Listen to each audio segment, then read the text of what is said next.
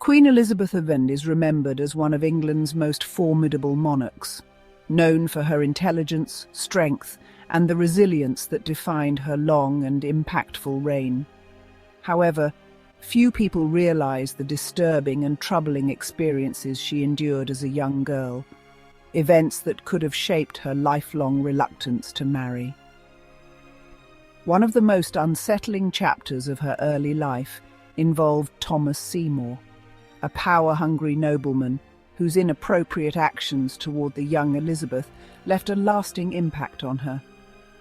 A vulnerable princess in a dangerous court, born to Henry VIII and Anne Boleyn, Elizabeth's early years were fraught with instability. Her mother's execution, when she was just 2 years old, marked the beginning of a life spent navigating the treacherous politics of the Tudor court. Though she was declared illegitimate after Anne Boleyn's fall, Elizabeth was later reinstated in the line of succession. However, as a young princess, she had little protection from the schemes and ambitions of those around her. After Henry VIII's death in 1547, his widow, Catherine Parr, remarried quickly to Thomas Seymour, the ambitious and reckless brother of the Lord Protector, Edward Seymour. Thomas was a man known for his charm, but he was also dangerously ambitious and willing to go to great lengths to gain power. His marriage to Catherine Parr placed him in close proximity to the teenage Elizabeth, who was living in the household of her stepmother. The inappropriate advances of Thomas Seymour. Shortly after Elizabeth moved into their home, Seymour began to exhibit deeply troubling behavior. He would enter Elizabeth's bedchamber early in the mornings, sometimes in his nightgown or partially dressed.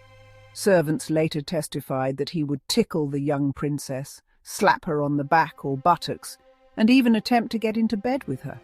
This behavior, which would today be classified as grooming and abuse, was deeply inappropriate, even by the looser standards of the Tudor era. Elizabeth's governess, Cat Ashley, noticed the interactions and grew increasingly uneasy.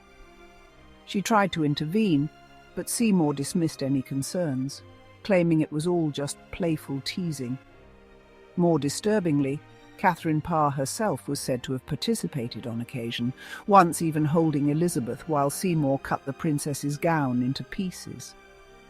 While Catherine may have believed this was harmless, the actions crossed every boundary of propriety and left Elizabeth in a precarious position.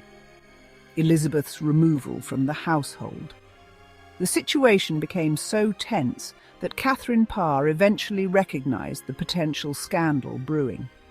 She sent Elizabeth away to live with Sir Anthony and Lady Denny, separating her from Seymour. Not long after, in 1548, Catherine Parr died due to complications from childbirth. With Catherine gone, Seymour turned his attention fully toward Elizabeth, even attempting to arrange a marriage with her, despite the significant age gap and his questionable past behavior. Seymour's increasingly reckless actions, including an audacious attempt to kidnap King Edward VI, ultimately led to his downfall. He was arrested, charged with treason, and executed in 1549. During the investigation, Elizabeth was subjected to harsh interrogations as authorities sought to determine whether she had been complicit in any of his schemes. However, even at just 15 years old, she remained composed, giving carefully worded responses that ensured her survival. The lasting impact on Elizabeth I. Elizabeth's early brush with scandal had profound effects on her. She learned the dangers of being associated with ambitious men and the power of carefully managing her public image. Some historians believe that her refusal to marry later in life was influenced by these traumatic early experiences. She understood that marriage could be a dangerous trap, one that could cost her autonomy, power, and even her life. Throughout her reign, Elizabeth maintained strict control over her personal relationships.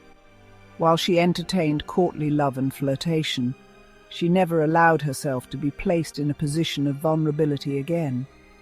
She famously declared herself the Virgin Queen, emphasizing her devotion to England rather than any man. Her experiences with Thomas Seymour likely played a role in shaping this attitude, instilling in her a deep distrust of men who sought power through marriage. Conclusion: the abuse and inappropriate behaviour that Elizabeth I endured as a young girl remain a disturbing but often overlooked aspect of her story. Thomas Seymour, in his reckless pursuit of power, overstepped every boundary and engaged in behaviour that modern historians recognise as deeply predatory. Despite this, Elizabeth emerged from the ordeal stronger and more determined than ever. Her ability to navigate these dangerous waters, survive scandal, and ultimately rise to become one of England's greatest monarchs speaks to her intelligence, resilience, and strength. The lessons she learned in her youth likely influenced her reign, helping her maintain control over her court and avoid the pitfalls that had ensnared so many women before her. In the end, the disturbing abuse she suffered did not define her, but it may have helped shape the indomitable queen she became.